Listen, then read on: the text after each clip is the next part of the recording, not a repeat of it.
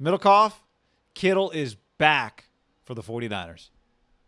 Guy, he even said he's going to let it loose. But before we dive into our man, George, check out our podcast below in the description. Also, subscribe to this YouTube page. All right. And like the video. We appreciate that. So George Kittle, Aiyuk got moving last week. Looks like Deebo Samuel's going to play.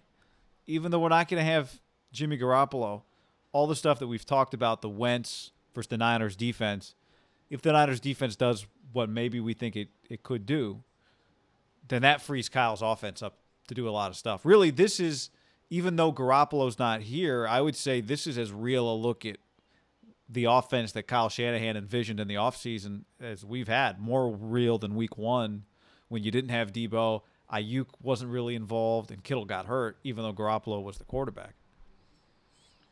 I mean, what else do you want to see, baby? George Kittle. I mean, you want to see Garoppolo.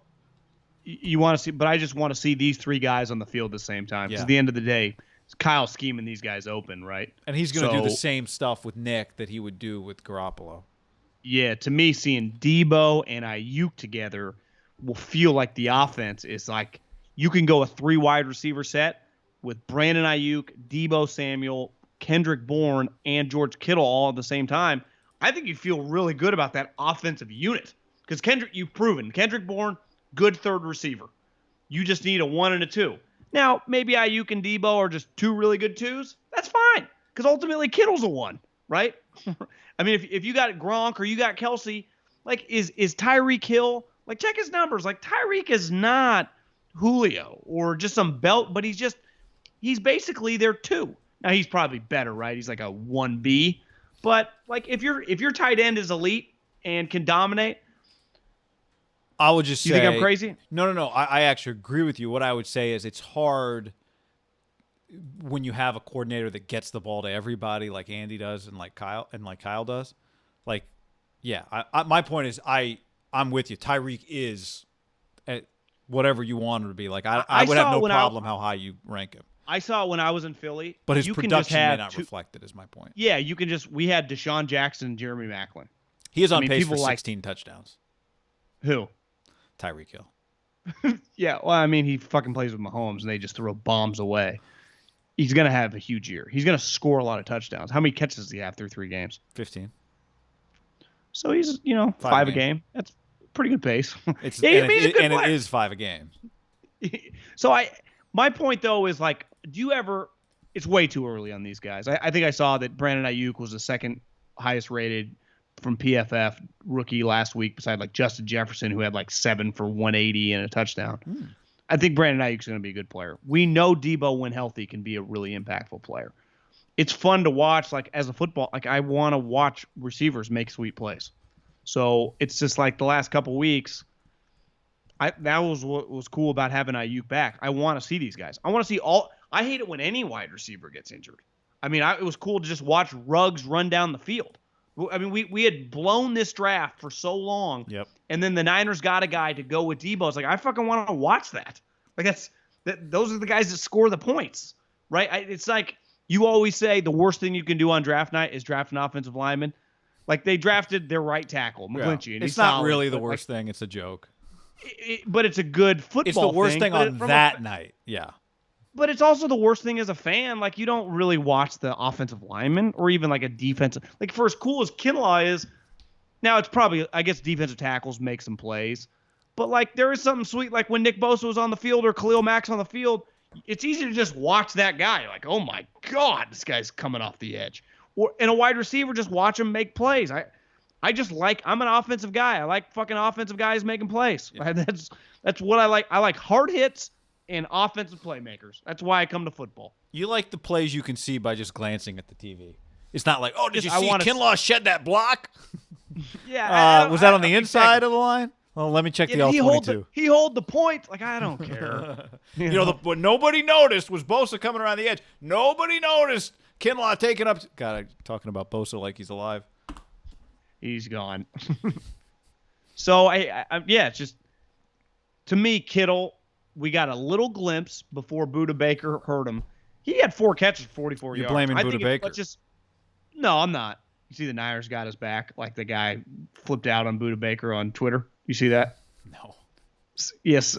Well, I mean, it made some like racist remarks, and the Oh, Niners okay. I like did not see supported him. that. No. Yeah, but it was like, just I saw that him and Kittle like texted after that game. Like Buddha. well, yeah, because like Buddha posted this picture of this guy saying just absurd things, racist fucking dude, Niner fan, and Not obviously then the welcome here. Niners like the next day tweeted at Buddha Baker like, we will never tolerate this, we have your back. And then I think Kittle came out or Gotcha. Buddha Okay. came out, I missed so they were that part. talking because I think Kittle said, listen guys, this is a clean hit, he fucking wrapped around my legs. But the point is, in that game, like Throw I'd say more at through the fault. first half of that game, it looked like Kittle, like, God damn, this guy's on a mission. Like he would have had 8-9 catches in that game. He looked fantastic, right? He looked like I'm one of the best players in the league. I've been waiting my whole career for this huge contract. I got it. Now I'm gonna kick the shit out of everybody. And then he disappeared. Now he came back in that game, but he missed the next two games. And he says I'm ready to let it loose. Like I enjoy watching George Kittle play football. Right? Yeah, I mean, we're There's talking like about a guy. He has a peak Gronk level that just like he can make unreal plays.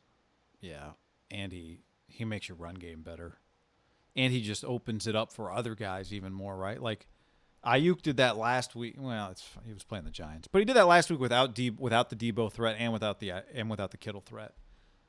Yeah. It just makes everyone's life easier. It makes I just Mahomes' know life easier. like as a football fan, I like going to the game knowing the best players for those two teams are in the game.